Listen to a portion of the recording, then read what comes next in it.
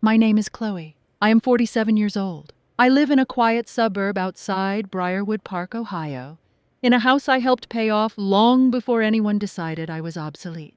For 15 years, I worked as the Director of Internal Controls and Regulatory Oversight for the same family-owned company that would later vote me out like a line item they no longer needed. And the day they replaced me with my own daughter, I signed the paper that ended their company. I am not telling this story because I was fired. I am telling it because I was erased. On paper, my exit was neat, respectful, strategic, a restructuring, a generational transition. Words executives use when they want your silence more than your consent. Before that meeting, before my name vanished from systems I built with my own hands, you need to understand something.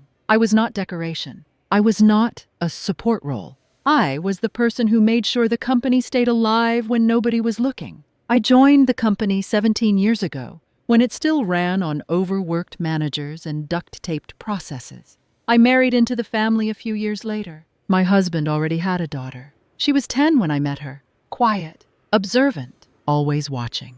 Her mother was gone. I stayed. I packed lunches. I drove to school conferences. I sat beside hospital beds. I helped with homework and college applications. When she cried, she came to me. When her father worked late, I was the one who stayed awake. I never called her my stepdaughter. I called her my child. At work, I did what nobody wanted. I built compliance frameworks. I handled federal audits. I signed regulatory certifications that kept contracts valid and factories running. I negotiated with inspectors who did not bluff. I stayed late. I stayed quiet. I fixed problems before they became disasters. People like me do not get applause. We get taken for granted. For years, that was enough. I believed loyalty mattered. I believed family understood the weight of what I carried. I was wrong. The first warning came as a calendar invite. Executive alignment meeting. Mandatory. No agenda. The second warning was my chair. It was gone. I stood at the doorway holding my notebook, watching people I trained avoid my eyes. Then I saw her, my daughter. She was sitting where I always sat. She looked older, sharper, her hair pulled back tight, a tailored blazer I had never seen before. She did not look at me. Not once. The consultant spoke. Words filled the room. Modernization, fresh leadership, succession planning. Then the sentence dropped. Olivia, your role will be sunset as part of this realignment. Sunset. As if I were outdated software. No discussion. No warning. No gratitude. They turned the screen. A new organizational chart. My name faded. Hers bold. Director of Compliance and Oversight. My child. The room waited for my reaction. I smiled, not because I agreed, not because I accepted it, but because I had already seen something they had missed.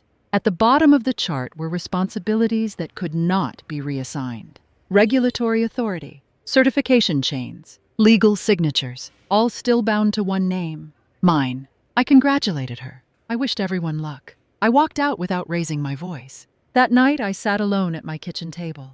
The house was silent. No footsteps. No voices. Just the hum of electricity and the sound of paper sliding from a printer. I printed one clause, the one I wrote myself years earlier, the one nobody ever bothered to read.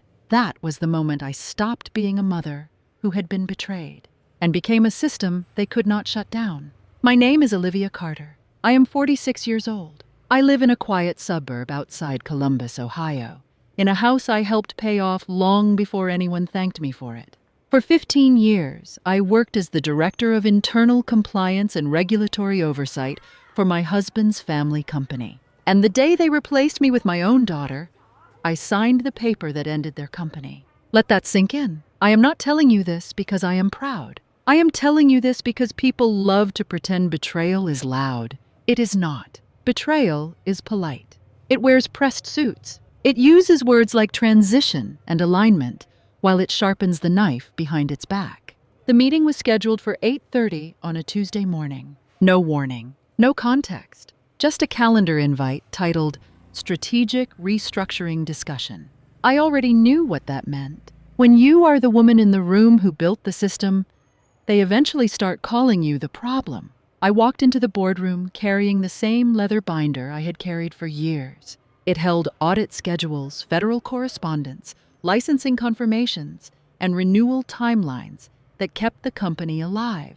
I sat at the far end of the table, the seat I had earned back when the business still operated out of a rented warehouse, and my husband still asked me what a balance sheet meant. Gregory T. Winslow sat at the head of the table, fingers steepled, face tight with that practiced executive calm. Matt sat 2 seats down, already avoiding my eyes. He had learned how to do that recently. Avoidance was easier than guilt. Then she walked in. My daughter. The girl I raised from the age of 10. The child who used to crawl into my bed during thunderstorms. The one whose college applications I proofread at 2 in the morning while her father slept. She was wearing a navy blazer that still had the department store fold lines pressed into the sleeves. Her hair was pulled back too tight. Her hands shook when she placed her laptop on the table. She did not sit next to me. She sat in my chair. Gregory cleared his throat. "Olivia," he said, like he was about to compliment me, "we appreciate everything you have done for this company." That sentence is never followed by good news. He continued talking about evolution, about modern leadership, about how the company needed fresh perspective to remain competitive. I watched his mouth move while my ears rang, a dull pressure building behind my eyes. Then he said it. "Effective immediately, we have decided to transition the Director of Compliance role." He gestured toward my daughter. "We are appointing her to oversee regulatory operations going forward." The room stayed silent. No applause. No congratulations. Just the low hum of the HVAC system and the sound of my pulse pounding in my ears. My daughter did not look at me. I waited for her to say something. Anything. A word. A glance. An apology disguised as professionalism. Nothing came. I felt something shift inside my chest. Not heartbreak. Not anger. Clarity. They did not just replace me. They erased me. Gregory slid a folder across the table toward me. Inside was a severance agreement. 2 pages. Clean. Efficient. Bloodless. I flipped to the signature line. That was when I smiled. Not because I was calm, because I was finished pretending. You see, for 15 years, I was not just doing a job. I was holding the spine of the company together. Every federal license, every compliance authority, every regulatory signature that allowed their factories to operate, their shipments to move, their contracts to exist. All of it traced back to one name. Mine. They never asked how that worked. They never cared to learn. They assumed compliance was paperwork. They assumed authority could be reassigned like a parking space. My daughter swallowed hard and finally looked at me. Her eyes were wide, confused, afraid. She still did not understand what they had just done. I signed the document with a steady hand.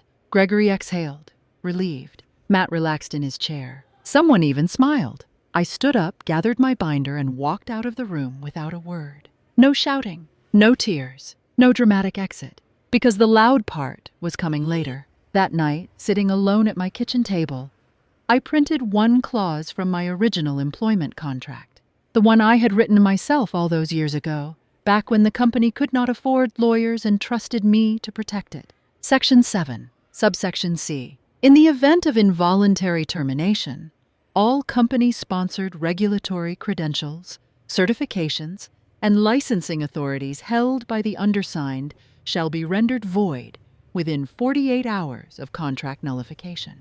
I placed the paper neatly on the table, and for the first time since that meeting, I allowed myself to breathe. They thought they had taken my job. What they actually did was pull the pin, and the explosion was already counting down.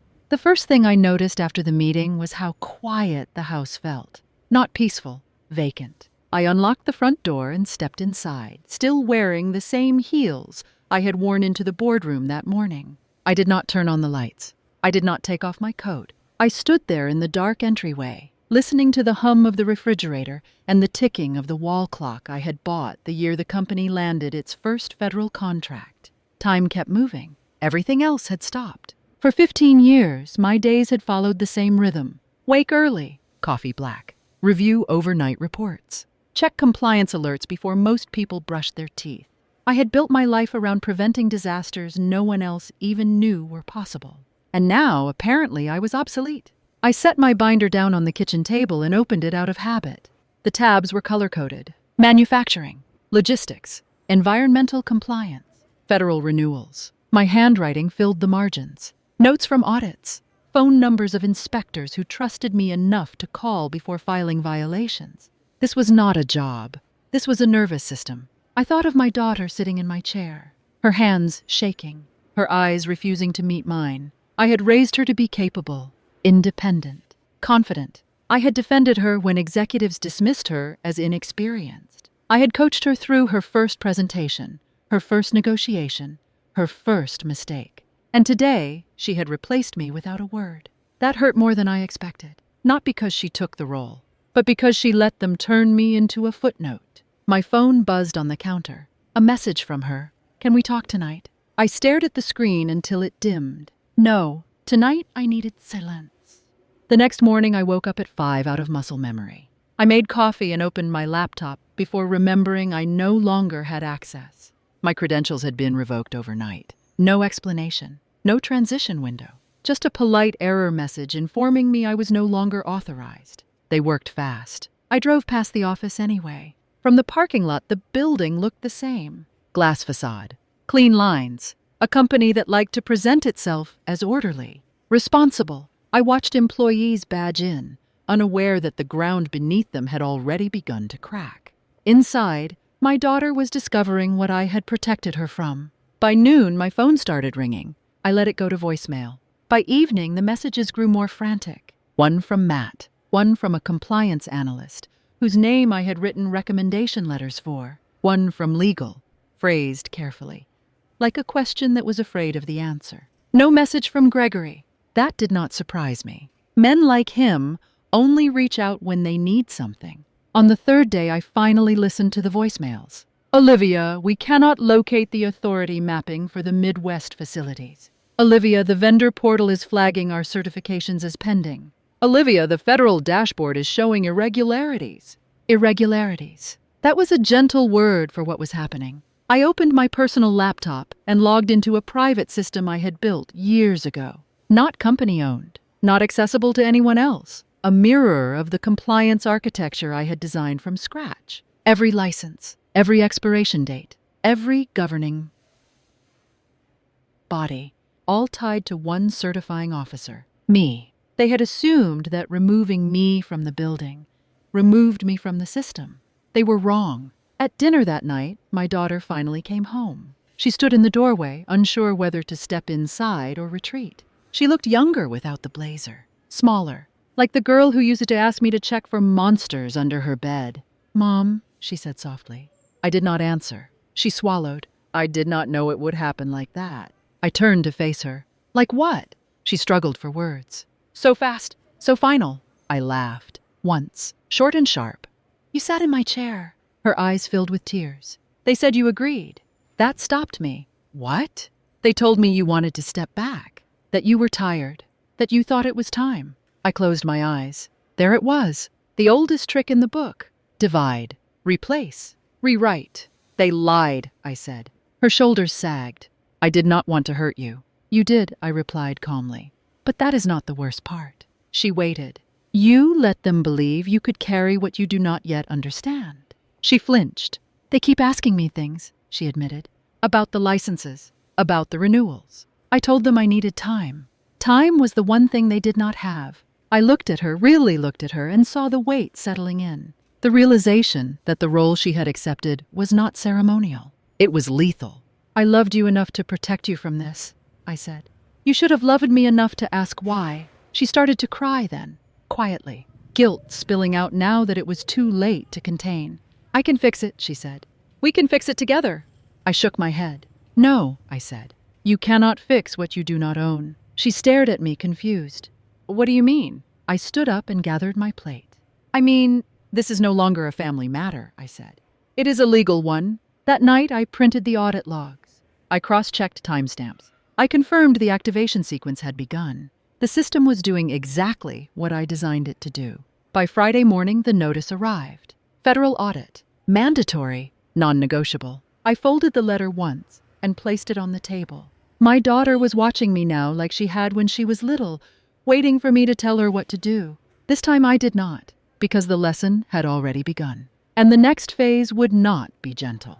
By Monday morning, my name had stopped appearing in their emails. That was deliberate. Companies do not remove people. They erase them, slowly, politely, with phrases like updated workflow and revised access control. It is easier to pretend someone never existed than to admit you built everything on their back. I noticed the erasure immediately. My access to the vendor compliance portal was gone.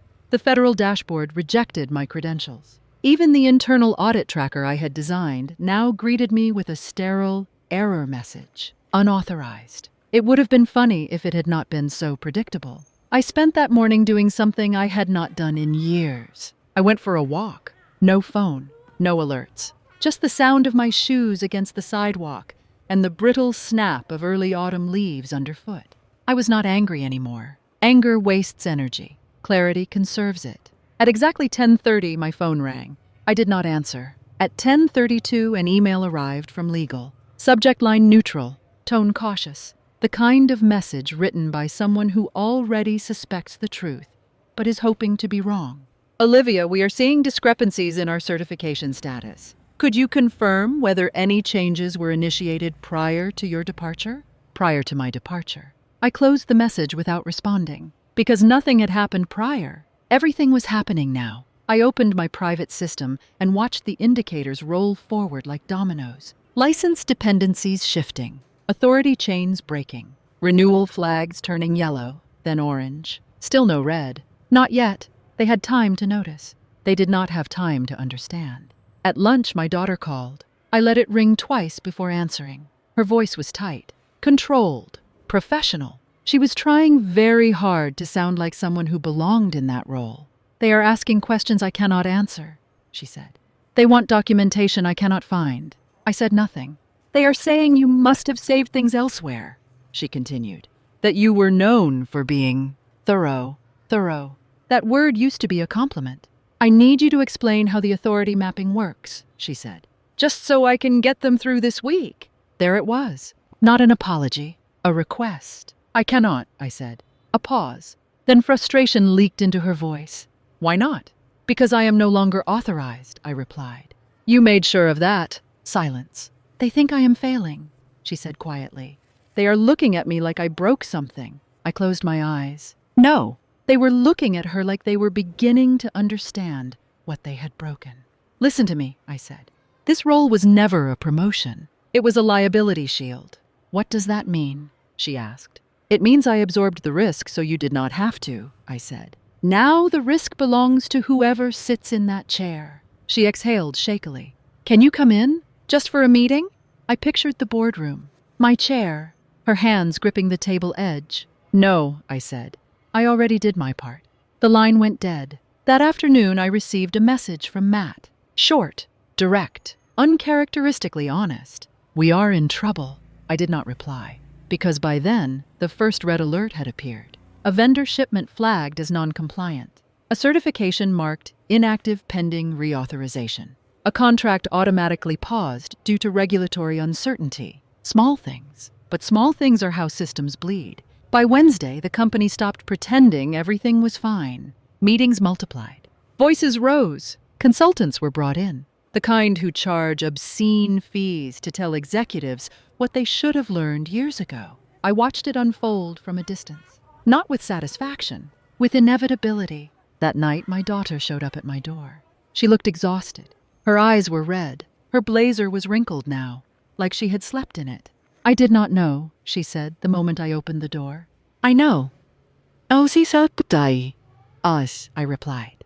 They told me you were blocking progress, she said, that you refused to modernize. I stepped aside and let her in. She sat at the kitchen table where I had signed the document that started this. The same table where she had done homework as a child. The same surface where she once spilled nail polish and cried, convinced she had ruined everything. I had cleaned it up then. I did not clean this up now. They are talking about bringing in external authority, she said. They think they can transfer the licenses. I almost smiled. You cannot transfer what is legally bound to a single certifying officer, I said, especially not retroactively. Her face went pale. They said worst case, it takes a few weeks. It takes longer than that, I said. And the clock is not on your side. She leaned forward, hands trembling. Tell me what to do. I looked at her and saw the child she used to be, layered beneath ambition she did not yet know how to carry. "There is nothing you can do," I said gently.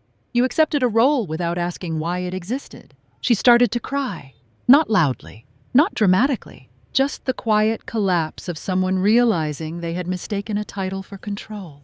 The next morning, the notice arrived. Federal audit. Unscheduled. Mandatory. My phone lit up within minutes. Calls. Emails. Messages marked urgent. I did not respond. Because by then, the system was no longer reacting. It was executing. And no one inside that building had the authority to stop it. The auditors arrived on a Thursday morning. No sirens. No warnings. Just 3 people in neutral suits, carrying clipboards, and the kind of calm that comes from knowing the law is already on their side. They checked in at reception at 9:07. By 9:10, the executive floor was locked down. I did not hear about it from the company. I heard about it from a former analyst who still had my number saved under Do Not Delete.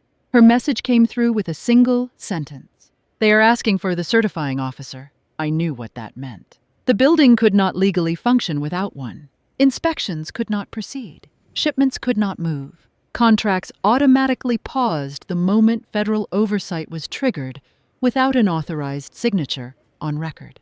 The company had always relied on that buffer. They just never acknowledged who held it. By 9:30, my phone was vibrating nonstop. I watched it from across the room like an object that no longer belonged to me. At 9:42, the call came from Gregory. I answered. "Olivia," he said, skipping pleasantries, "we need to resolve this immediately." "Resolve what?" I asked. "The audit," he snapped. "They are demanding documentation we cannot access." I said nothing. "Why were we not informed that your authority could not be transferred?" he demanded. "You were informed," I replied. "You chose not to read." His breath hitched. I could hear papers shuffling, panic being masked as control. "We are prepared to reinstate you," he said quickly. "As a consultant, temporarily, with compensation." There it was. Not remorse, necessity. "I am no longer available," I said. "You cannot just walk away," he said. "This is bigger than personal feelings." "You made it bigger?" I replied. "You made it legal." He lowered his voice. "Think about your daughter." I did. That was why I said no. "I already did," I said. "She made her choice." I ended the call. Inside the building, my daughter was being escorted into a conference room. I did not see it, but I know how it looked. I had sat in those rooms before. The glass walls, the polite smiles, the questions framed as collaboration. She had answers, just not the right ones. They asked her to locate the authority registry. She searched. They asked her to reassign credentials. She tried. They asked her to sign off on a compliance extension. She froze, because the system did not recognize her. By noon, the auditors had escalated. Facilities were flagged. Operations paused. Vendors notified. Contracts worth millions began timing out. Someone finally said my name out loud. That was when the shame started. By 1:15, my daughter was called back into the room. This time, legal was present. They asked her when she assumed the role. They asked her what training she received. They asked her who assured her the authority could be transferred. She answered honestly. She said she was told it was routine. That word again. Routine is what people say when they do not understand risk. At 2:00, the auditors requested confirmation of the termination clause tied to my employment. Legal pulled the file. They found Section 7, subsection C. They went quiet. At 2:30, Gregory requested an emergency call with me. I declined. At 3, my daughter called. I answered. Her voice was shaking now. "They are saying I may be personally liable." "Yes," I said. "You are." "For what?" she whispered. "For accepting authority you were not qualified to hold," I replied. "And for acting on it." She started to cry. "I trusted them," she said. "So did I replied. There was a knock at my door. When I opened it, she was standing there. No blazer, no laptop. Just a woman who suddenly understood that titles do not protect you when the law arrives. "They are asking if you will come in," she said, "just to answer questions." I shook my head. "I already answered them," I said. "Years ago, in writing." She fell to the chair at my kitchen table, the same chair she had once used to color pictures while I reviewed compliance logs beside her. "I did not mean to replace you," she said. "You did," I replied. "Intent does not change impact." She looked up at me, eyes red. "Is there anything I can do?" I thought for a moment. "Yes," I said. "You can tell the truth." At 4:45, the building was evacuated. At 5, the auditors issued a preliminary finding of non-compliance. At 5:30, the board voted to suspend operations pending review. By Monday morning, the company website was offline. By Tuesday, the headlines were circulating quietly. No scandal, just phrases like regulatory failure and leadership oversight, the kind that end careers without drama. My daughter was formally interviewed later that week. She told the truth. It did not save the company. It did not save her position. It did save her from criminal charges. Gregory resigned before the final report was published. Matt disappeared. I received one last email from the board. Short, formal, apologetic in tone, if not in substance. We acknowledge your critical role in the company's former operations. Former. I closed my laptop and stepped outside. The air was cool, clean, honest. For the first time in years, I was not responsible for keeping a broken system alive. I had not destroyed the company. I had simply stopped holding it together. And there is a difference. 3 weeks later, the company officially ceased operations. There was no farewell email, no town hall, just a quiet update on a government registry and a locked building that no longer served a purpose. People cleaned out desks in silence. Contractors stopped calling. Vendors moved on. So did I. I accepted a position at a firm that understood something my former company never did. Compliance is not an accessory. It is the spine. They did not ask me to simplify it. They asked me to protect it. I work fewer hours now. I sleep through the night. I drink my coffee slowly instead of standing over a laptop like a sentry guarding a collapsing wall.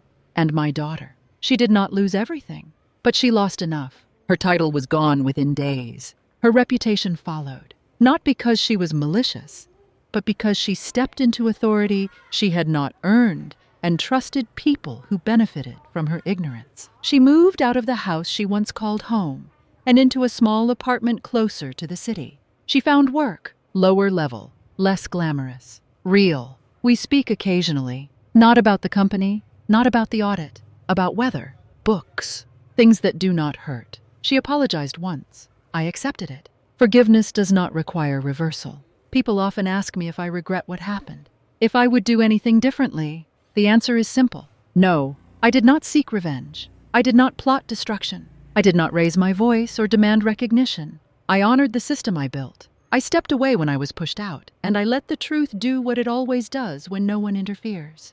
It surfaced. There is a lie people tell themselves about family. That blood excuses betrayal. That loyalty should survive even when respect does not. I believed that once. I do not anymore. Family is not who sits closest to you in a room. It is who refuses to take your chair while you are still standing. I did not destroy a company. I removed my hands. And when I did, everyone finally saw what had been holding it up. If there is a lesson in this story, it is not about power. It is about responsibility. Titles can be reassigned. Offices can be emptied.